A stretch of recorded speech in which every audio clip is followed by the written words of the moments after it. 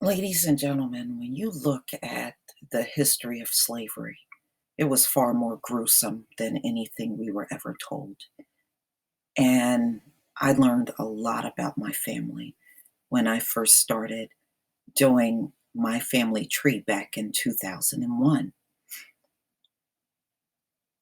It was quite a journey and finding out some very interesting things along the way. And what these folks don't realize is no matter how hard they try to sabotage a system and keep us from learning who we are, many of us were able to trace our family lineage all the way into slavery.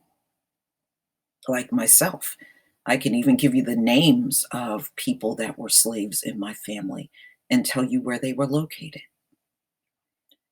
So obviously, they didn't do a good enough job. And plus, we're waking up. So all the brainwashing and everything that was done to keep us down in society has really failed. Ladies and gentlemen, see, we were dumbed down through a very unnatural process. They had to keep our forefathers from reading. They had to bring in white teachers to keep the black children dumbed down. They had to make sure we didn't have access to resources. So it was through a very unnatural process. This is why so many of us are waking up now and we're talking about hashtag ADOS and tag tangibles 2020 because it has failed. You can't do unnatural things to a group of people and expect it to hold. It's not holding. So now all you got left is physical violence and killing killing us. That's it. That's all you got in your bag of tricks now because all else has failed. We are a group that's rising and waking up. So all of the unnatural things you've done to rig up this society against us, and we can still see clearly what's being done to us, then you have failed. And I'm glad this woman is demanding the photos of her forefathers from Harvard who have benefited, made money, and exploited the images of her family members for 156 years. Harvard got the photos back in 1850, y'all. 1850, they got these photos of her family. And the slaves in the picture were brought up from South Carolina into Cambridge, Massachusetts. And they've been exploited ever since. This is a father and his daughter. And when you see the photos, you'll know exactly. You're going to point at that and say, look, I've seen those photos. I've seen these photos since I was a child. They've been in books, magazines, on exhibits, and everything. So, yeah, they made a lot of money off of these photos. But isn't that how America got its money? Exploiting us? Same thing Harvard is doing today. And you can see the level of insensitivity. Now, they'll hide that behind the guise of, well, it's history, but it was not your history to tell. These folks are dead. They can't say anything about those photos. And if history is so damn important to tell, how come you're not putting those Holocaust pictures all over display like you are putting these photos of slaves? It's history, right?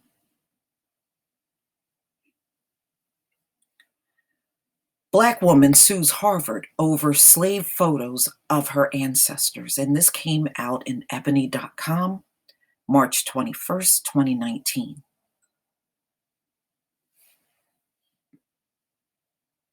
Tamara Lanier, a Connecticut woman who said she is related to two 19th century slaves, filed a lawsuit Wednesday against Harvard University for the rights and ownership of images of her ancestors. According to the Boston Globe, court documents claim that the Ivy League school has been exploiting and profiting from images of Lanier's great great great grandfather, Renty, and his daughter, Delia, both slaves from, in South Carolina. Now, slavery was abolished 156 years ago, but Renty and Delia remained enslaved in Cambridge, Massachusetts. And do you see this, y'all? So when slavery was abolished, they still kept these two people as slaves beyond. And believe me, y'all, that happened a lot. So when they say to you, well, we ended slavery, some of these people were sneaky and kept the slaves beyond the time it was abolished. But these are the same folks that want to tell you you're lazy.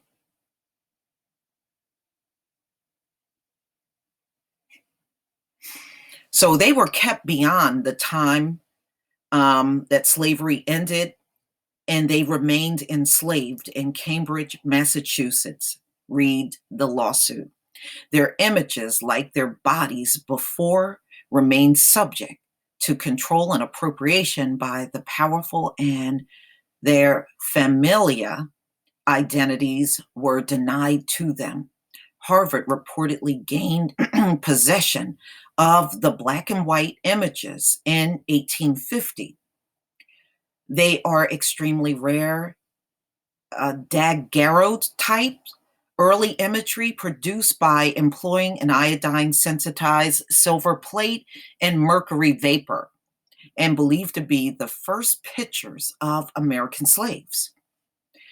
Notes found with the photo suggest the subjects were born in Africa, although importation of slaves was banned 4 decades before the images were taken. Ladies and gentlemen, they kept right on importing slaves after. See, these people don't follow their own laws. Always remember that. When they tell you something is banned, they are always doing it beyond the time that it was banned. Just go look at the history of Africa Town. They were still bringing slaves, in here after it was abolished. Look up Africa Town. We see these same people not even following their same laws today. So they weren't following their own laws back then either.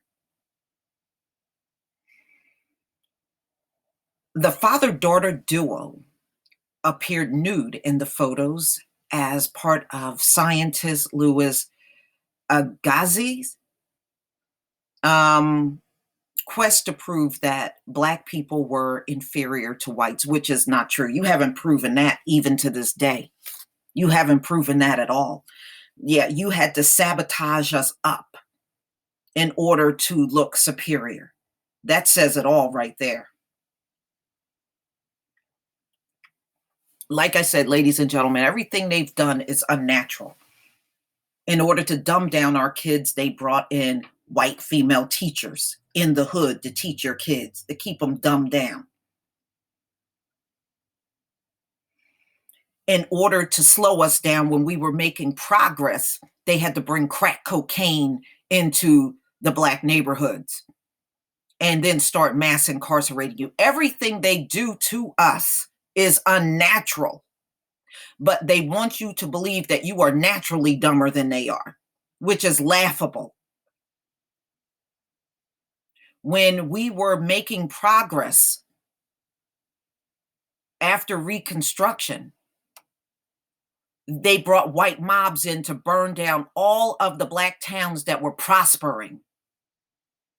They burnt down Black Wall Street with white mobs.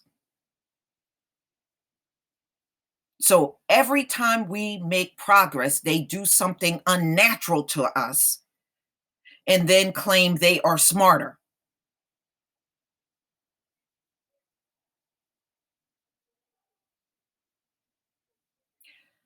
Just look at the history, ladies and gentlemen. Just look at the history. It's not hard to piece it together. And this is why we are waking up today, because it was unnatural. They are not naturally smarter than us. They're only us in a sabotage situation. And you can see who's really inferior, because who is paying their children's way to get through college, to get into college? If you were superior, you wouldn't need to pay a dime. Your brain would be able to prove everything about you being superior, and it's not. Since obtaining the images, the university has reprinted them in books and has licensed them for exhibitions. And yeah, because they're putting them on display in conferences about slavery. For years, Papa Renti slave owners profited from his suffering. Lanier said in a statement, "It's time for Harvard to stop doing the same thing to our family." Lanier's relatives kept an oral history, like a lot of Black families. You know, you go to your elders and they'll tell you about your forefathers. In many cases, they remember a lot of them, um, from their family members, their fathers and their mothers, and just passing the stories down. And when you do the research, you'll find out a lot of those stories are true. Um, so the history of the male slave, so about their great great great grandfather. Though those stories, scholarly information, and the help of Boston based genealogists, she was able to trace ancestry. The Norwich Bulletin reported in July 2018. The plaintiff alleged she wrote letters to Harvard in 2011 and 2017 outlining her familial link to Renti. First, she asked what would happen with the photos, and then she demanded they be given to her family. Although Lanier said the university responded to her letters, there were no grants on either of her requests. John Swain, um, a Harvard spokesman, told the Boston paper that the historical school has not yet been served. So they haven't been served any papers legally. That's what he's saying. And with that, is in no position to comment on this complaint. Okay, so Lanier is seeking an unspecified amount of damages. Well, good for her. Good for her. That's her family history. It doesn't belong in the hands of Harvard. So I'm glad she is fighting to get those photos and monies that they gained from displaying those photos. And if you don't know what the photos are, let me play this quick video. Connecticut woman is suing Harvard University, accusing the school of seizing a photo of her ancestor and then using it for profit. Tamara Lanier claims that Harvard commissioned a racist scientist in the 1950s who was trying to prove African American slaves were inferior to white people. She says that scientist forced her great-great-great-grandfather, known as Papa Renti, to pose for photos in which Harvard has since been selling. Lanier says that those 169-year-old photos are her family's property. This case is important because it will test the moral climate of this country and force this country to reckon with its long history of racism. And specifically, this case will force Harvard to look at their complicity as it relates to slavery. A spokesperson at Harvard told CBS 2 since the school has yet to be served the lawsuit, it is in no position to comment on today's ruling. Okay. So you saw those photos. Many of us saw those photos. I saw the photos when I was a child.